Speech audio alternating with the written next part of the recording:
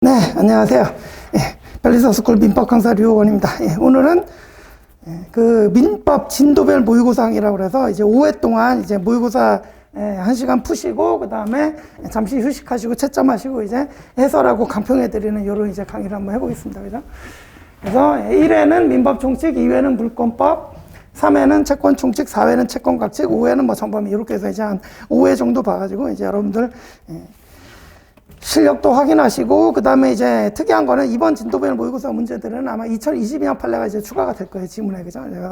그래서 지난주에 이제 추진 판례 강의까지 다 끝났기 때문에 이렇게 이제 반영이 된다는 좀 생각해 주시면 되겠습니다.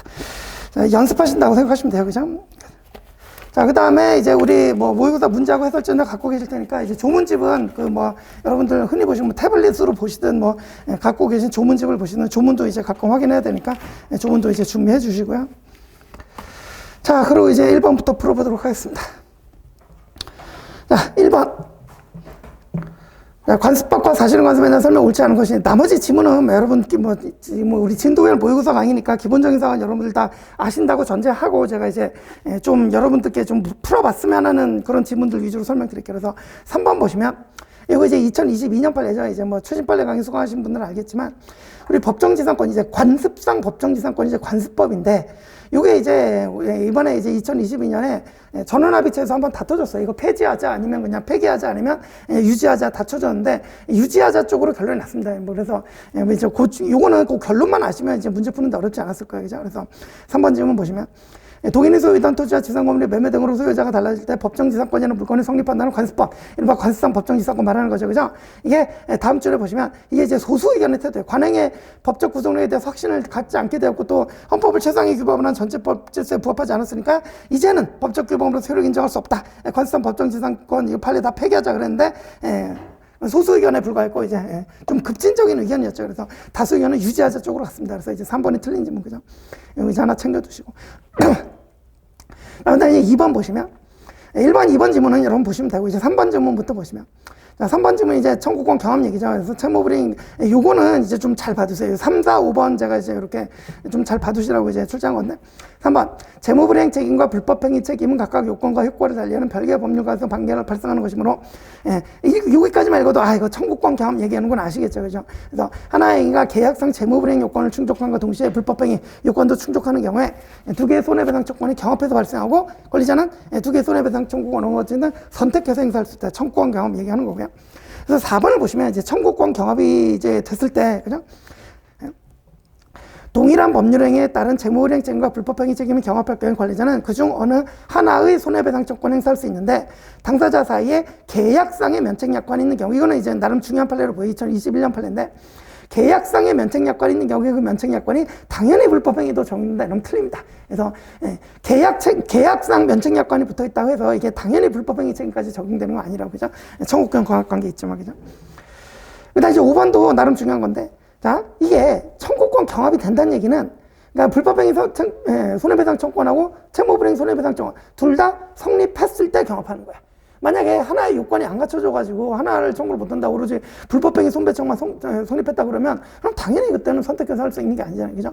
그래서 이제 5번 보시면 계약 위반으로 인한 채무불이익이 성립한다고 해서 그것만으로 바로 불법행위가 성립하는 것은 아니다. 그죠? 이것도 이제 21년 판례인데 충분히 출제 가능성이 있으니까 좀 봐두시고요.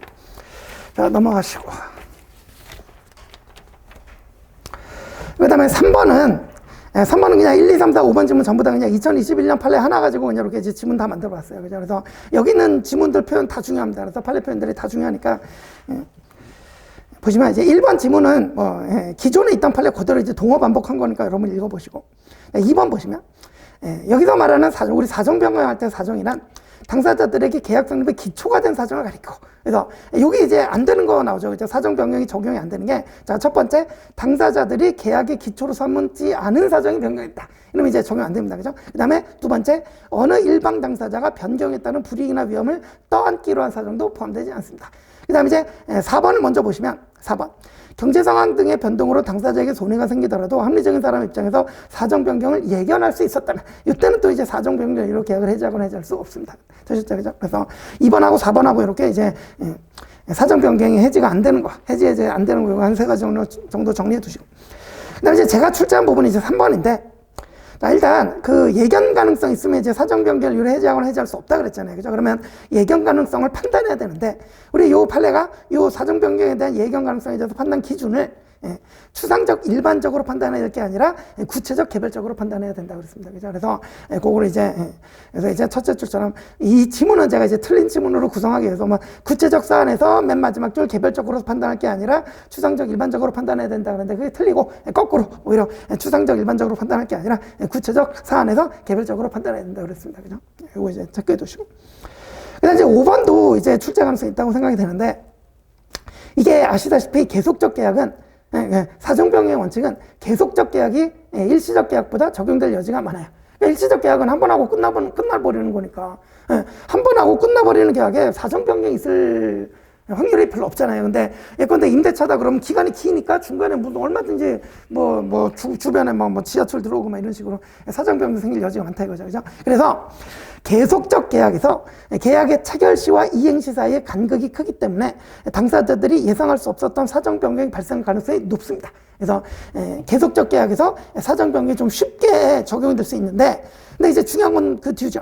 이러한 경우에도, 계속적 계약의 경우에도 계약을 해지하려면 경제 상황 등의 변동으로 당사자에게 불이익이 발생했던 건 부족하고, 위에서 위에서 뭐 기초가 된 사정이어야 되니 불이익이나 위험을 떠안겨놔서 포함되지 않는 이런 요건이 전부 다 똑같이 충족해야 된다. 그런 취지의 이제 지문이 되셨죠. 판례가 있습니다. 그죠? 그래서 계속적 계약에는 사정 변경의 그러니까 정리하면, 계속적 계약에서는 사정 변경이 발생할 가능성이 높지만 요건은 모두 충족해야 된다. 그렇게 이제 정리하시면 되는 거예요. 되셨죠? 그죠?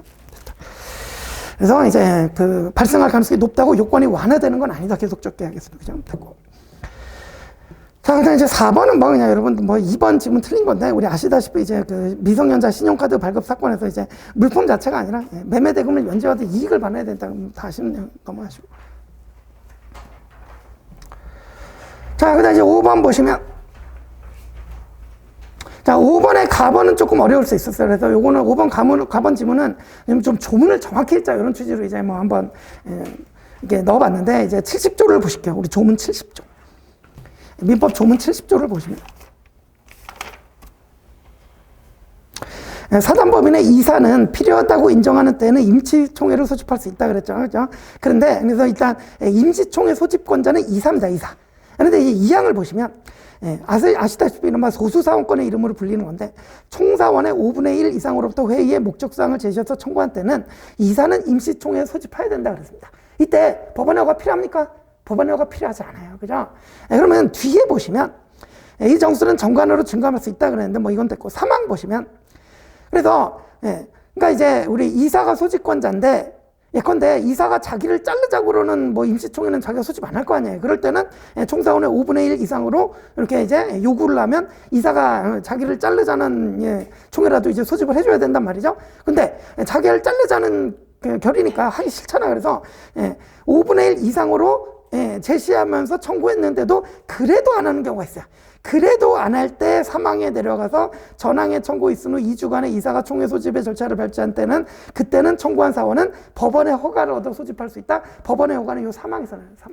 이해가시죠? 그죠? 그래서 이제 기억번 지문 보시면, 총사원 5분의 1의 청구에 임시총회는 무조건 이제 법원 허가를 받아야 비로소 소집될 수 있다는 취지로 출제했는데 틀렸죠. 그죠? 그래서, 그러니까 5분의 1 이상이 청구하면 일단 이사가 해줘야 됩니다. 그래도 안 하고 버틸 때 비로소 이제 사망으로 내려가서 법원의 허가를 받아야 되는 거예요. 되셨죠? 그죠? 그래서 가번 틀렸고. 그래서 나번은 이제 쉽고, 이제 다번도 여러분 보시고, 이제 라번 보시고, 라번 중요한 거 아시죠? 그죠? 그래서 라번, 2018년 판례이긴 한데, 이제 무지하게 중요합니다, 이거는. 그래서 주무관청에 허가를 얻은 정관에 기재된 기본재산 처분행위에서 재단법인의 정관기재사항을 변경해야 되는 경우에, 이제 기본재산이 이제 재단법인의 이제 정관의 필수적 기재사항에 해당하다 보니까 기본재산이 변경되면, 그러니까 빠져나가든 들어오든 편입이 되든 자산의 변동이 생기면 정관이 변경돼야 되기 때문에, 우리 판례 표현에 따르면 정관 변경이 초래되기 때문에 이제 주무관청에 허가를 얻어야 된다 그러죠. 그죠? 이럴 때, 자, 이제 그러면 그렇게 허가를 얻어야 되는데, 일단 그 지문. 재단법인의 기본재산에 대해서 강제 집행을 실시하는 경우에도 그럼 주무관청에 허가를 받아야 하냐? 이게 이제 문제가 되는데, 우리 판례는 그래도 받아야 된다. 이 결론이죠. 그죠? 그래서 중요하다. 그래서 이제 그 해설에 그 5번에 이제 그 제가 밑줄 쳐놓은 부분 보시면 이제 이는 재단법인의 기본 재산에 대해서 강제 집행을 실시하는 경우에 또 동일하다 그랬어요. 그죠? 이거는 이제 잘 알아두시면 됩니다. 제가 뭐 이거 뭐 워낙 제가 다른 모의고사에서도 많이 내고 그래서 제가 이제 뭐 해설지 또 너무 양이 많아지니까 제가 다른 판례를 넣지는 않았는데 이건 이제 한꺼번에 다 정리하셔야 돼요. 이건 이제 그냥 제가 이제 노트로 이제 정리해 드릴 테니까 이제 아마 판례 다 기억나실 겁니다. 자, 그리고 재단법인이 있는데 이제 X 자산이 있단 말이죠. 그죠? 이거 이제 빠져나갑니다. 형한테. 그죠? 그래서 이제 빠져나가면 당연히 이제 재단법인의 기본 자산이 변경이 되니까 이제 정관 변경을 초래하고 아시다시피 이제 정관 변경이 되려면 당연히 이제 주무관 청구가 얻어야 되는 거죠. 허가 필요해. 이렇게 그죠? 그래서 이제 빠져나갈 때 허가 필요한데 만약에 이제 이 갑의 이 을의 채권자가 강제 집행을 신청했다. 그리고 이제 여기가 이제 여러분들의 혼동 포인트인데, 강제 집행했는데, 만약에 강제 집행에도 어차피 뭔가 경매가 되면 X 자산이 이쪽으로 빠져나가긴 해요. 경락인에게 빠져나가긴 하는데, 만약에 갑이 강제 집행할 때도 주무관청 허가를 얻으러 갔는데 이제 허가가 안 나왔다 그러면, 갑은 강제 집행도 못, 그러니까 자기 채권을 갖고 강제 집행해야 되는데 그것도 못하게 되는 결론이 된단 말이에요. 그러면 갑이 억울할 수 있죠. 그죠? 그래서 이제 갑이 주장했던 게, 야, 그래, 뭐 재산법인 자산 빠져나가면 정관 변경 초래하니까 허가 얻어야 된다. 이해하겠는데 이걸 갖다가 내가 강제 집행할 때 이것 허가 받으라고 그러면 나는 무슨 죄냐 이런 식으로 따졌단 말이죠. 그죠? 근데 판례는 어쩔 수 없다. 그죠? 그래서 결론이 이거다. 갑은 좀 억울한 점이 있겠지만은 어쩔 수 없다. 주무관청 이게 X자산 경매되면 빠져나가니까 이제 정관 변경이 초래되고 주무관청 허가